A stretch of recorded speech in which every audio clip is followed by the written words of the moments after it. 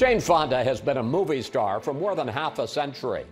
But when I ran a clip from one of her most celebrated films, 1981's On Golden Pond, in which she co-starred with her father, Henry Fonda, I was surprised by her reaction.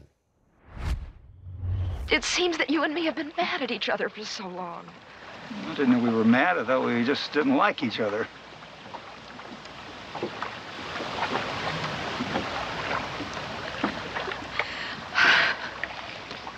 I want to be your friend. Oh. This mean you come around more often? Mean a lot to your mother.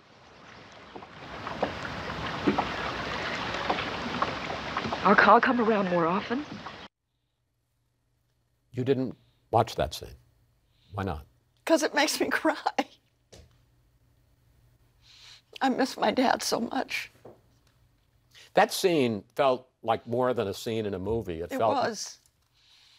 You know, I loved my dad and admired him. He was quite a bit like Norman, removed, not able to express.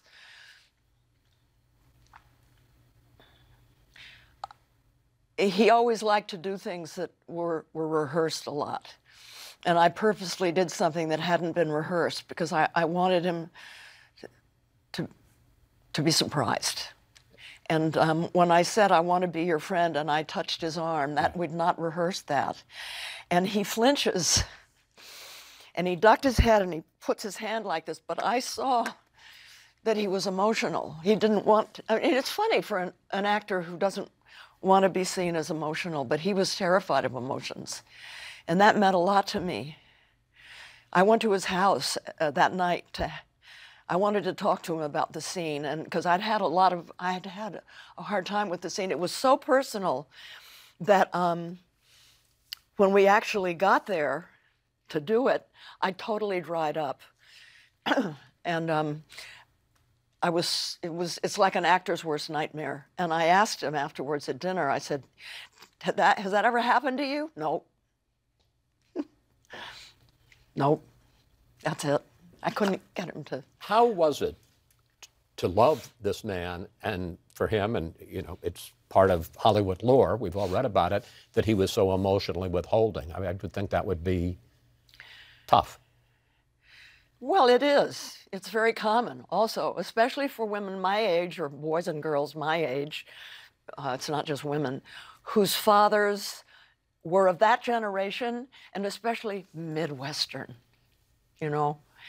There was a certain attitude, you know, it's like you don't ever ask for anything, you don't express need, and you stifle your emotions. And of course, when a figure of your love is withholding and repressed, it has an impact on a kid and their relationships after they grow up.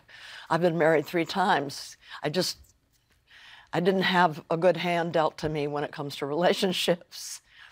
We were both crazy enough, foolish enough to follow our famous fathers into their professions.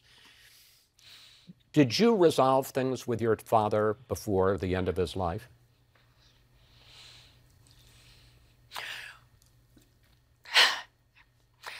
That movie on Golden Pond was kind of like a resolution in a way. My being able to say that to him in the scene, and he died 5 months later. And before he died, I was able to tell him that I loved him and that that I forgave him for, you know, whatever didn't happen. And I hope that he would forgive me for not being a better daughter. I got to say that to him. He didn't say anything,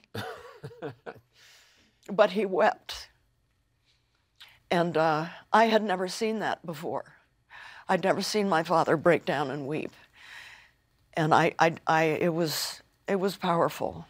I have to say, I think it's one of the greatest gifts. I had a challenging relationship with my dad at various points, and he lived long enough that we made it up and became best friends. And I always felt that was such a gift, because I can't imagine going through life after it's too late and not having that resolved? Oh, it's so important to try to clear everything up before you go. You know, I'm not scared of dying. Are you? I'm not looking forward to it. I am. It's an adventure. I kind of, you know, I don't want to go. I still have a lot to do, but I'm not, if it, you know, if I discovered that I had cancer and there was, again, and there was nothing I could do, I'd be okay with it. What I'm really scared of is getting to the end of life with a lot of regrets when there's no time to do anything about it. And it's one reason that I'm trying to get it all done before I come to the end. But do you have regrets? I would think that you would be somebody that feels pretty good about. Very few regret. I was not the kind of mother that I wished that I had been to my children. I have great children, talented, smart, and I just didn't know how to do it. And you know, I have an organization in Georgia that deals with adolescents, and I've studied parenting. I know what it's supposed to be now. I didn't know then. So I'm trying to show up now. Jane, I got to say, this is quite a conversation we're having here. This is real, which is exactly what I'm looking for. I hate parties. I hate cocktail parties. I always end up finding one person that is interesting and sitting in a corner all night. Do you do that? Yeah, I know what you're saying. Because I'm shy, basically. What's, you know, just small talk. I can't do it. Isn't that boring? I want to ask you a couple of other questions. As you say, you were married 3 times to 3 very different men. French film director Roger Vadim, Tom Hayden, the anti-war activist, and of course Ted Turner, who created CNN. And you say for much of your life, you turned to men for guidance and for validation. Totally. Was that because you didn't get it from your dad? I don't know. I mean, yeah, I suppose. And the fact that my mother killed herself when I was 12, you know, I mean, I just didn't assume that nobody would be interested in knowing me unless I was with a man who was really interesting. And they were all interesting. And when did that change for you? When did you realize, 1, I, Jane Fonda, am interesting, and 2, I don't need a man? When Ted Turner and I split in 2000, started a new century on my own, and I kind of thought, oh, I'm single, and I'm okay. I don't need a man. That was when, and I was 62. Took that long.